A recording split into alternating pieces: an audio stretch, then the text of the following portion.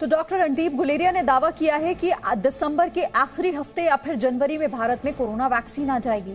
लेकिन आपके दिमाग में अब सवाल उठ रहे होंगे कि कौन सी वैक्सीन है जो भारत में उपलब्ध होगी और इसे लेकर सरकार के क्या प्लान है। रिपोर्ट देखिए। भारत में कोरोना मरीजों की संख्या 1 करोड़ के पास पहुंच गई है। कोरोना का ग्राफ कभी ऊपर तो कभी नीचे जा रहा है। ऐसे में लोगों को इंतजार है वैक्सीन के रामबाण का। और अब तो भारत में भी वैक्सीन आने की खुशखबरी आ गई है। ऐसे में लोग ये जानना चाहते हैं कि भारत में आखिर वैक्सीन कब तक मिलेगी, किसे सबसे पहले मिलेगी और इसकी कीमत क्या होगी। अभी किसी भी वैक्सीन को सुरक्षित और असरदार बताकर मंजूरी नहीं मिली है। बावजूद इसके केंद्र सरकार ने वैक्सीन डिलीवरी के प्लान पर काम करना शुरू कर दिया है। सरकार का प्लान यह है कि सबसे पहले वैक्सीन उन्हें मिले जिन्हें इसकी जरूरत सबसे ज्यादा है। इसके लिए केंद्र सरकार ने राज्यों को भी अपनी अपनी लिस्ट बनाने को कहा है। वैक्सीन आ भी जाए तो वो पूरे देश में सबको वैक्सीन मिलना तुरंत संभव नहीं होगा। इसीलिए किसे पहले वैक्सीन दी जाएगी, इसके लिए कई फैक्टर देखे जाएंगे।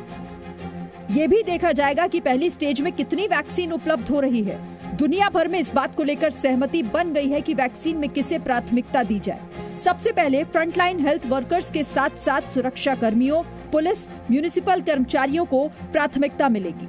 वैक्सीन के लिए करीब 52,000 करोड़ रुपए का फंड है और हर डोज पर 500 से 600 रुपए खर्च हो सकते हैं।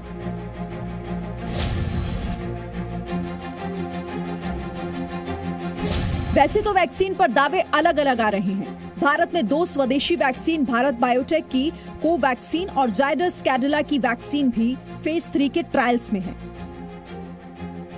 इसके अलावा ऑक्सफोर्ड एस्ट्राजेनेका की कोविशील्ड भी फेज 3 ट्रायल्स में है। कोविशील्ड का उत्पादन करने का लाइसेंस हासिल कर चुके सीरम इंस्टीट्यूट ऑफ इंडिया का दावा है कि दिसंबर तक कोविशील्ड का उत्पादन शुरू हो जाएगा। उनका यह भी कहना है कि अगले साल ये वैक्सीन भारत में उपलब्ध हो जाएगी। वैक्सीन के बनने के बाद सबसे बड़ी चुनौती होगी स्टोरेज, डिस्ट्रीब्यूशन और डिलीवरी की।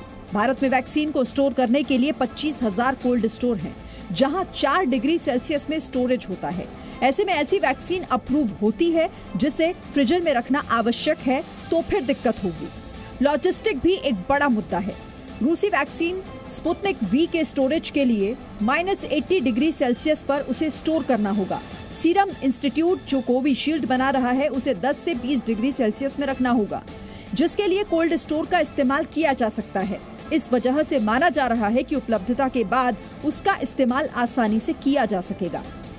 कुल मिलाकर भारत में स्वदेशी वैक्सीन की डिलीवरी विदेशी वैक्सीन के मुकाबले आसान होगी। Bureau report, ji media. Presenting B News app available on Google Play and App Store. Download it now.